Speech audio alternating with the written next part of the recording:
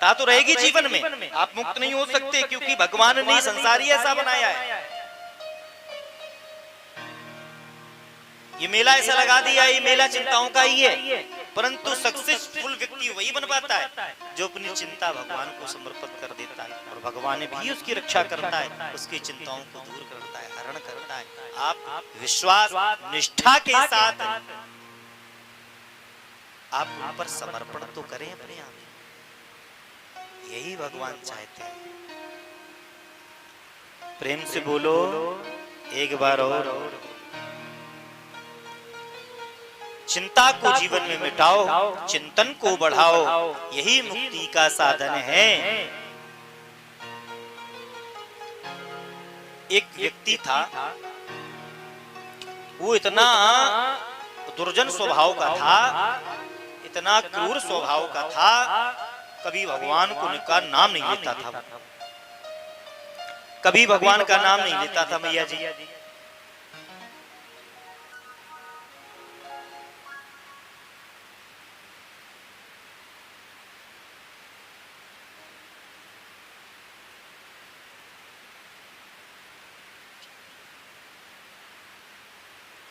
कभी भी भगवान का नाम नहीं लेता था। एक दिन उसकी माँ परेशान हो गई, बेचैन हो गई, कितना नास्तिक है ये, कभी भगवान का नाम ही नहीं लेता है, कैसे इसका कल्याण होगा। एक दिन एक महात्मा जी आए, उस लड़के की माँ दौड़ती दौड़ती बाबा जी के पास गई, बाबा जी को प्रणाम किया। बाबा जी, महात्मा जी होते ही विनम्र स्वभाव के हैं। बोलो मैया जी, क्या हुआ, इतनी घबराई हुई क्यों हो? उस माता जी ने कहा, मेरा एक बेटा है, एक ही बेटा है, और 28 साल का हो गया है, 28 साल का मेरा बेटा है, एक बार भी भगवान का नाम अपने वाणी से नहीं लिया। महात्मा जी, बोलो हमारे बेटे का कल्याण कैसे होगा? और बड़ा क्रूर है, आस्तिक है बिल्कुल, कैसे उसका कल्याण होगा? आप दया करो कुछ। महात्मा जी ने कहा, मैया जी प्रयास पूरा करेंगे, उस बेटे को हमसे मिलाओ। वो माथाई आई बेचारी, जबरदस्ती हाथ पकड़ के घसीटत वही ले गई, बाबा जी के पास पहुंची। बाबा जी ने देखा तो बाबा जी ने कहा, सुनो मैया जी, अपने बेटे को कुछ दिन के लिए मेरे पास छोड़ जाओ, मेरे पास छोड़ दो, क्या रहेगा ये? मैया ने कहा कि पता नहीं रहेगा कि नहीं रहेगा। बाबा जी ने कहा कि तुम छोड़ दो, वो फिर हमारी गारंटी, कैसे रहेगा ये? छोड़ दिया जबरदस्ती। अब उसका मन न लगा, बेचैन बेचैन, बिल्कुल बेचैन। 10 दिन 15 दिन हो गए, बिल्कुल नास्तिक। जब मन आए तब नहाए, 2-3 बजे, बिना नहाए धोए खाना पीना, बाबा जी के आश्रम में, कमरा में, मंदिर में, सब घूमा फिरे, न नहाए न धोए। अब तो महात्मा जी उसकी क्रिया को देख करके बड़ा परेशान हो गए, वाकई में इसका जीवन कैसे कल्याण होगा, कोई इसका नियम संयम ही नहीं है। महात्मा जी को एक दिन गुस्सा आ गया,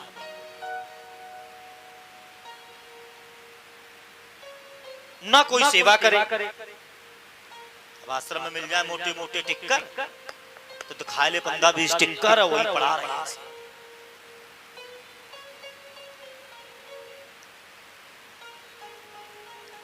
महात्मा जी रात्रि को विश्राम कर रहे थे अपने कमरे में, वो भी वहीं जमीन में पड़ा था, खाए 15-20 टिक्कर, वो भी पड़ा था। रात्रि हो रही थी, वर्षा होने लगी मंद मंद। तो गुरुजी ने, महात्मा जी ने कही बातें, सुनो लाला, जाओ तुम बाहर देख के आओ, बारिश बंद भई कि नहीं भई? बड़ी जोर की बारिश हो रही। तब तक सामने से एक बिल्ली अंदर घुसी चली आई, झोपड़ी के अंदर बिल्ली। तो इतना आलसी निखत आलसी, बोला, गुरुजी जो तुम्हारे बगल में तखत के पाया के नीचे बिल्ली खड़ी है, जरा पीठ में हाथ लगाओ, अब ही समझ में आ जाएगा बारिश हो रही कि बंद हो गई।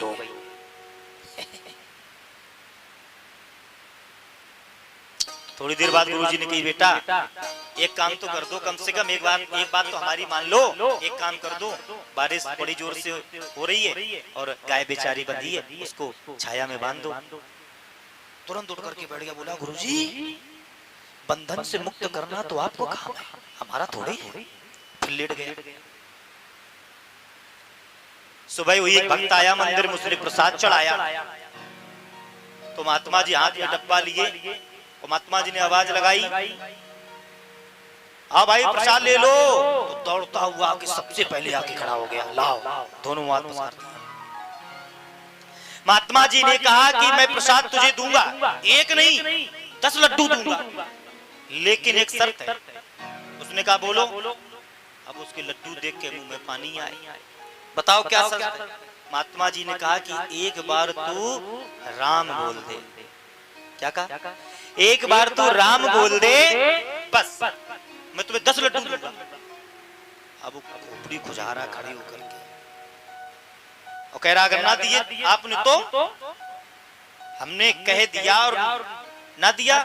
बाबा जी ने कहा तू बोल तो 11 देंगे। एक और बढ़ गया, एक बार राम बोल दे बस। बोलते बोलते कहते कहते एक बार उसने राम बोला, राम। महात्मा जी हंस पड़े, बस बन गया तेरे जीवन का काम। लड्डू का पूरा डब्बा ही पकड़ा दिया, ले और सुन,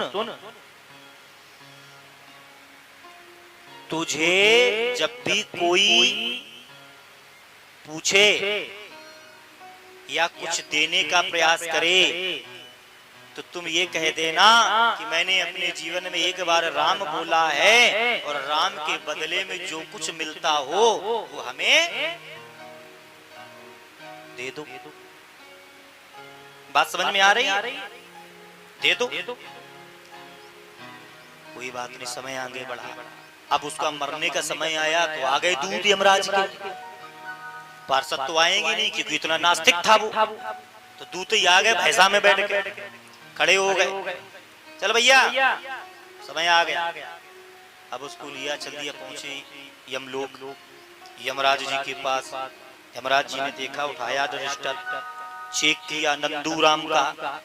क्या किया जीवन में? बोले महाराज जीवन में सिर्फ इसने एक बार राम बोला है और कुछ नहीं किया। तो यमराज जी ने कहा कि अरे नंदूराम, तूने अपने जीवन में एक बार राम बोला है, बोल तुझे एक बार राम बोलने के बदले में क्या चाहिए? अब उसको वही महात्मा जी की बात याद आ गई। तो उसने कहा कि सुनो यमराज जी, एक बार वाणी से राम बोलने से राम के नाम के बदले में जो मिलता हो हमें वो दे दो। अब यमराज जी तो चक्कर में पड़ गए। एक बार राम बोलने के बदले में क्या दिया जाए, क्या दिया जाए, क्या दिया जाए? दिमाग दौड़ने लगे यमराज जी, लेकिन समझ में नहीं आया। पहुंचे ब्रह्मा जी के पास, ब्रह्मा जी से बात कि ऐसी ऐसी बात है, एक बार इसने जीवन में राम क्या बोल दिया, ये तो प्राण लेने पुतरा है, इसको क्या दिया जाए बोलो। ब्रह्मा जी ने कहा कि और तो मैं सबका हाल बता सकता हूँ, परंतु राम के बदले में क्या दिया जाए, उस नाम के बदले में क्या दिया जाए, इसका तो मैं नहीं बता सकता। बोले कहाँ चले? बोले कैलाश पर्वत चलो शंकर जी के पास। अब भोलेनाथ जी के पास पहुंचे। भोलेनाथ जी ने कहा कि हम तो हजारों साल राम राम राम राम राम हजारों साल की तपस्या करने के लिए बैठ जाते हैं, ध्यान में चले जाते हैं, लेकिन हम भी नहीं बता सकते कि एक बार राम बोलने के बदले में से क्या देना चाहिए। तो बोले, तो ब्रह्मा जी ने कहा काहे कितनी एनर्जी खर्च कर रहे, जिनको नाम होने के बाद चलो सीधा। तो यमराज, ब्रह्मा जी और भगवान शिव और वो मनुष्य पहुंचे। भगवान नारायण क्षीर सागर में बैठे थे।